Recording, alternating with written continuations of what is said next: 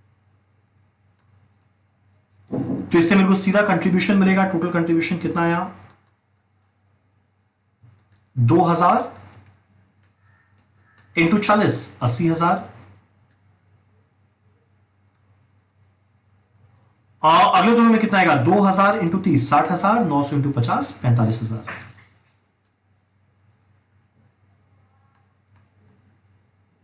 ठीक। जे अगर हम लोग प्रोडक्ट एक्स बनाए तो कंट्रीब्यूशन इतना, वाई बनाए तो इतना, जेड बनाए तो इतना। अब मुझे कैलकुलेट क्या करना है, अपॉर्चुनिटी कॉस्ट। क्वेश्चन उठता है अपॉर्चुनिटी कॉस्ट क्या होता है। अपॉर्चुनिटी कॉस्ट क्या होता है, अगर हम लोग एक ऑल्टरनेटिव को सिलेक्ट कर रहे हैं तो इस ऑप्शन को ऑप्ट करने की वजह से हम लोग, इस ऑप्शन को ऑप्ट करने की वजह से हम लोग मैक्सिमम कितने बेनिफिट को फॉरगो किए। तो अगर एक्स बना रहे हैं तो हम लोग वाई और जेड नहीं बनाए, तो वाई और जेड में देखो मैक्सिमम क्या, कौन कंट्रीब्यूशन कितना आता, 60,000, यानी 80,000 को बनाने के चक्कर में 80,000 तो कमाए, पर जो नेक्स्ट बेस्ट ऑल्टरनेटिव है वो कितना खोए, 60,000 का। तो इसमें अपॉर्चुनिटी कॉस्ट कितना आ जाएगा, 60,000। ठीक। सिमिलरली अगर मान लो हम लोग डिसाइड किया कि हम लोग कोई भी कारणवश प्रोडक्ट वाई बनाएंगे, तो अगर बाई चांस प्रोडक्ट वाई बनाएंगे तो वाई बनाए इसीलिए एक्स और जेड नहीं बनाए, तो वाई को बनाने की वजह से हम लोग नेक्स्ट बेस्ट ऑप्शन कौन सा खोए, एक्स का, वो कितना है, 80,000। और वही अगर हम लोग जेड बना रहे हैं तो हम लोग नेक्स्ट बेस्ट ऑप्शन कौन सा खो रहे हैं, एक्स का, वो कितना है, 80,000। डन। तो ये काफी इजी क्वेश्चन था, ये 5 मार्क के एग्जाम में पूछा था। तो ओवरऑल ये पेपर काफी सिंपल था। क्वेश्चन नंबर 1 में फिर भी थोड़ा बहुत कहीं कहीं सोचने पे थोड़ा दिमाग लगाना पड़ता, अदरवाइज बाकी पूरा पेपर बहुत सिंपल था। क्वेश्चन 1 का पार्ट ए काफी इजी क्वेश्चन था, ऐसा हम लोग क्लास में किए हुए हैं। 1 का पार्ट बी काफी इजी था, पर सिंस ये सारा वेरिएंस पूछता है तो थोड़ा दिमाग लगाना पड़ जाता है। Part C very easy question, same type का क्वेश्चन हमारे क्लास में किया हुआ है। 1 का पार्ट डी काफी इजी क्वेश्चन था, इस टाइप का किया हुआ है, ऑल्दो एग्जैक्ट सेम ऐसा नहीं किया हुआ है, पर काफी इजी था। क्वेश्चन 2A हमारे बुक का क्वेश्चन था। क्वेश्चन नंबर 2 का part be very easy cost sheet. Question number 3 का part a material same question किया हुआ है। 3 का पार्ट बी सेम क्वेश्चन किया हुआ है प्रोसेस में। 4 का पार्ट ए कॉस्ट अकाउंटिंग रिकॉर्ड में सेम क्वेश्चन किया हुआ है। 4 का पार्ट बी बजट में हम लोग का सेम क्वेश्चन किया हुआ है। 5A होटल में किया हुआ है हमारा क्वेश्चन, और ये दोनों क्वेश्चन एग्जैक्ट हमारे बुक का था। तो ओवरऑल मॉक टेस्ट बहुत इजी था। इसी के साथ हमारा मॉक टेस्ट का पूरा डिस्कशन होता है खत्म। बाय।